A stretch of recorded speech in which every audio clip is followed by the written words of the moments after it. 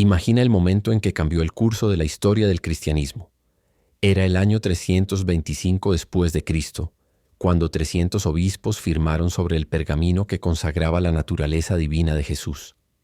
No hubo voces celestiales, ni señales sobrenaturales, solo el crujir de la tinta secándose bajo la atenta mirada de Constantino. Aquella declaración de Nicea no surgió de la iluminación, sino del cálculo. El emperador necesitaba una religión unificada para un imperio fracturado, y los obispos, divididos entre arrianos y atanasianos, comprendieron que la ortodoxia sería lo que el poder decidiera que fuera. Baruch Spinoza, el filósofo con la mente más incisiva del siglo XVII, nos demuestra nuevamente que lo que llamamos sagrado a menudo nace de intereses muy humanos. El Concilio de Nicea no fue solo un debate sobre la naturaleza divina de Jesús. Fue el instante en que la religión y el poder se unieron para crear una verdad oficial. Una verdad que serviría más al imperio que al cielo.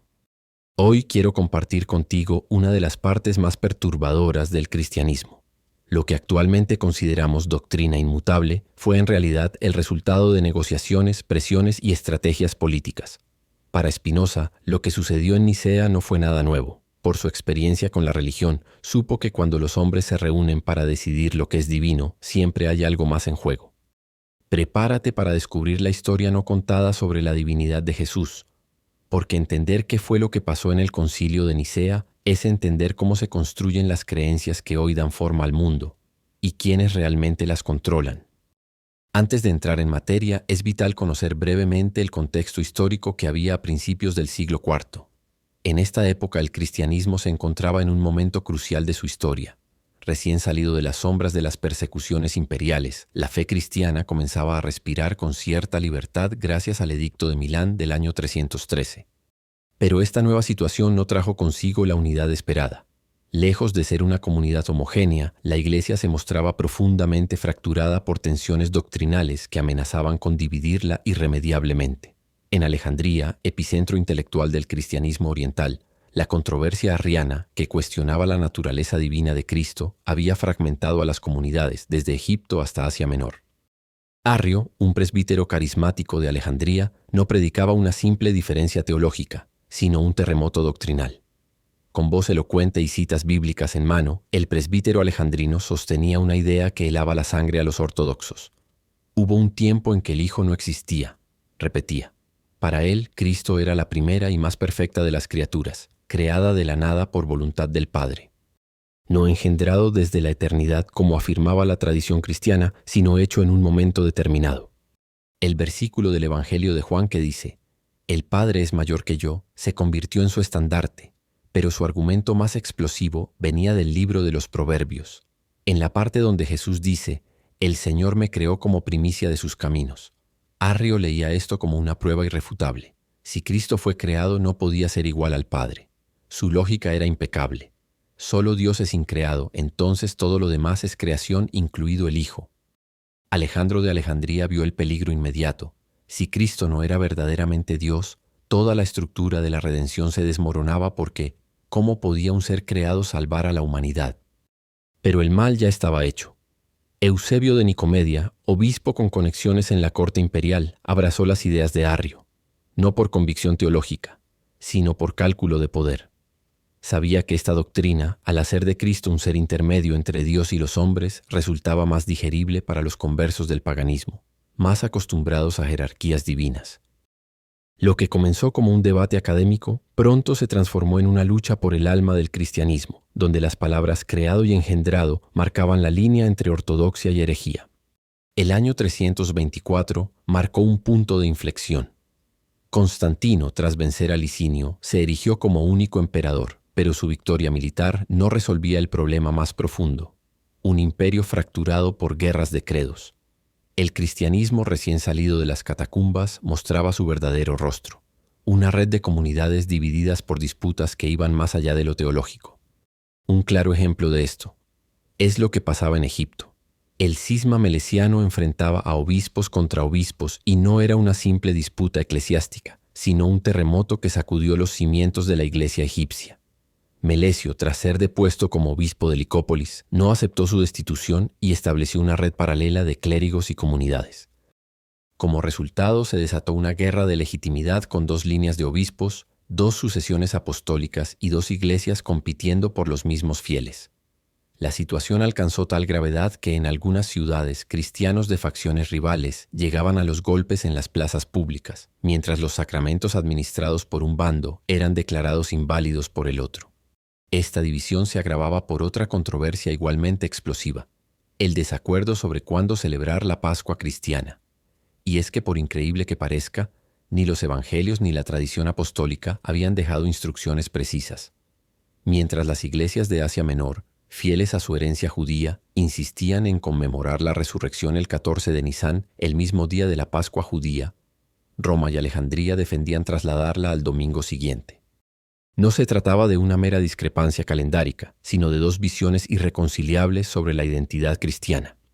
Uno de los grupos liderados por obispos como Policarpo de Esmirna argumentaban con mucha lógica que si Cristo había celebrado la última cena el 14 de Nisán y resucitado 3 días después, esa fecha era sagrada, pero sus opositores veían en esta práctica un peligroso judaísmo residual. Esta falta de consenso demostraba algo fundamental. Lo que luego se presentaría como doctrina inmutable había sido en sus orígenes materia de interpretación humana y disputa local. No solo eso, sino que en general los rituales religiosos eran totalmente caóticos. Por ejemplo, en ciudades como Éfeso o Antioquía, unos cristianos ayunaban mientras otros celebraban la resurrección. Las acusaciones de herejía volaban de un lado a otro, y lo que comenzó como variaciones litúrgicas regionales se convirtió en pruebas de ortodoxia o apostasía. Constantino, al enterarse de estas divisiones, expresó su horror en una carta donde preguntaba: ¿cómo podemos explicar que en un mismo día unos estén ayunando y otros reclinados en banquetes? Estos conflictos revelaban que la Iglesia del siglo IV, lejos de ser la comunidad unida que imaginaban los apologetas, era un abanico de facciones donde las diferencias locales, ya fueran sobre disciplina, calendario o teología, amenazaban constantemente con convertirse en cismas irreparables. El emperador comprendió que sin unidad religiosa no habría unidad imperial, y esta comprensión lo llevaría directamente a convocar el Concilio de Nicea. Pero había un problema. La fe no se unifica por decreto. Las divisiones cristianas tenían raíces profundas, alimentadas por diferencias culturales, interpretaciones bíblicas y sobre todo por líderes religiosos que defendían sus posiciones con un fervor peligroso. Constantino, que aún no se había bautizado, se encontró en una paradoja. Era un emperador pagano intentando mediar en guerras teológicas que apenas comprendía. Su solución fue tan pragmática como revolucionaria. Si los obispos no podían ponerse de acuerdo entre sí, él los reuniría a todos bajo un mismo techo, no para imponer una doctrina, sino para obligarlos a crear una. El Concilio de Nicea no nació de la piedad, sino de la necesidad política. Un imperio unido necesitaba una iglesia unida, aunque esa unidad tuviera que fabricarse en un salón lleno de obispos discutiendo. La imagen resulta tan poderosa como perturbadora. Constantino I, con su púrpura imperial, presidiendo un concilio de obispos cristianos mientras sus intérpretes traducían al latín debates teológicos en griego que él apenas comprendía. El hombre que no se bautizaría hasta morir, que mantenía símbolos paganos en sus monedas y que consultaba augures, se erigía como árbitro de la verdad cristiana. Su intervención fue tan decisiva como paradójica. Cuando los obispos se enredaban en discusiones sobre términos como consustancial, era su voz imperial la que inclinaba la balanza. Spinoza, analizando este momento siglos después, encontraría aquí la prueba irrefutable de su tesis. Las religiones organizadas son siempre hijas de su tiempo y de sus poderes terrenales. El filósofo holandés habría señalado la ironía fundamental. Lo que se proclamó como verdad eterna fue decidido mediante procedimientos tan humanos como cualquier ley romana. Las actas del concilio muestran a Constantino alternando halagos y amenazas, ofreciendo privilegios a los obispos dóciles y aislando a los recalcitrantes. ¿Dónde terminaba la búsqueda de la verdad y comenzaba la ingeniería política? El término consustancial, cuyo significado es que comparte la misma sustancia, resonó en el Concilio de Nicea como un trueno teológico. No era una palabra bíblica, sino filosófica, tomada prestada del vocabulario neoplatónico. Atanasio y sus aliados la empujaron con fuerza, conscientes de que solo una fórmula radical podía cerrar la puerta al arrianismo. Pero su adopción no fue un acto de iluminación colectiva, sino el resultado de tensiones palpables en aquel salón donde se decidía el futuro del cristianismo. Durante el concilio, los obispos se dividían en tres bandos visibles. Por un lado, los arrianos, con su insistencia en que Cristo era de sustancia similar, mas no igual a la sustancia de Dios. Por otro lado, los atanasianos, para quienes la identidad absoluta de sustancia entre Padre e Hijo era indiscutible. Y en medio, la mayoría vacilante, que esperaban una respuesta hasta que Constantino la dio dejando claro dónde estaba su favor.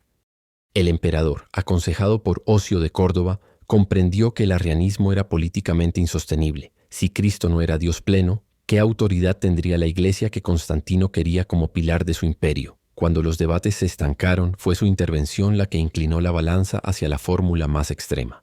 La divinidad de Jesús no era similar, sino idéntica a la de Dios. Los obispos dudaban, pues el término les olía a herejía, pero el mensaje del emperador era claro. Era eso o el exilio. Spinoza analizaría este momento como paradigmático. La consustancialidad no emergió de la exégesis bíblica, sino de la necesidad política de trazar una línea infranqueable. El credo resultante mezcló lenguaje bíblico con términos filosóficos precisamente porque no había un consenso natural. Lo más revelador fue lo que vino después.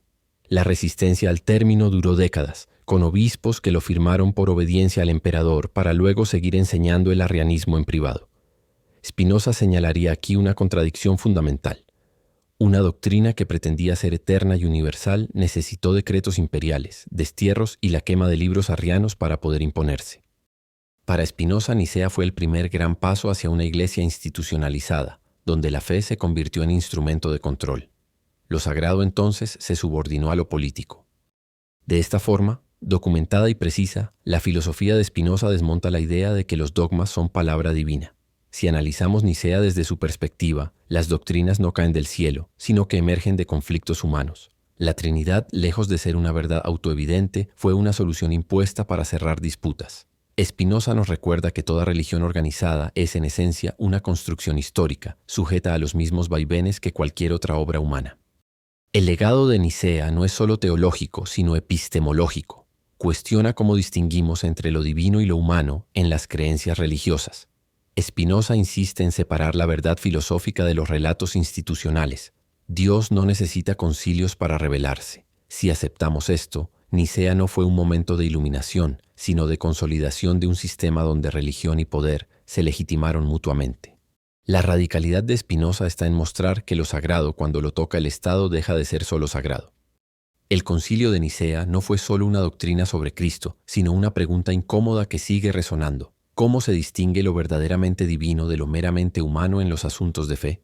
Spinoza, con su mirada lúcida y desapasionada, nos ofrece una clave demoledora.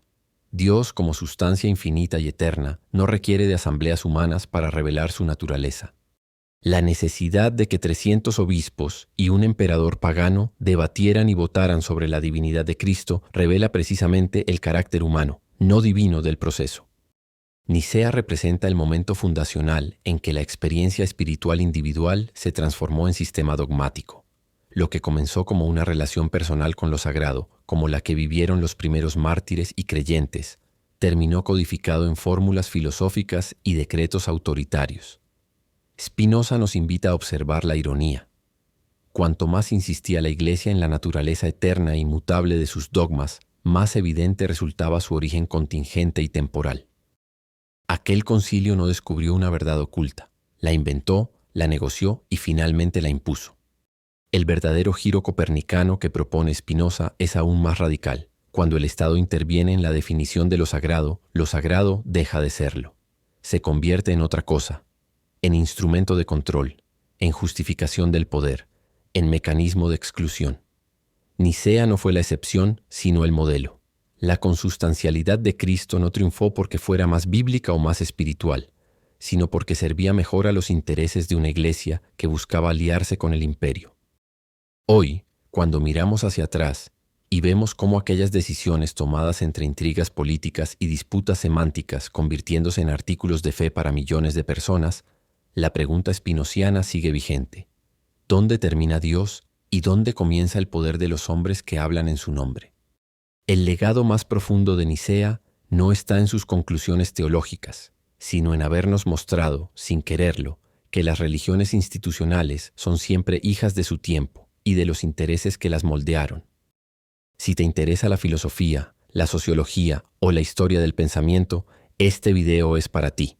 Si te gustó el video, dale un me gusta y compártelo con tus amigos.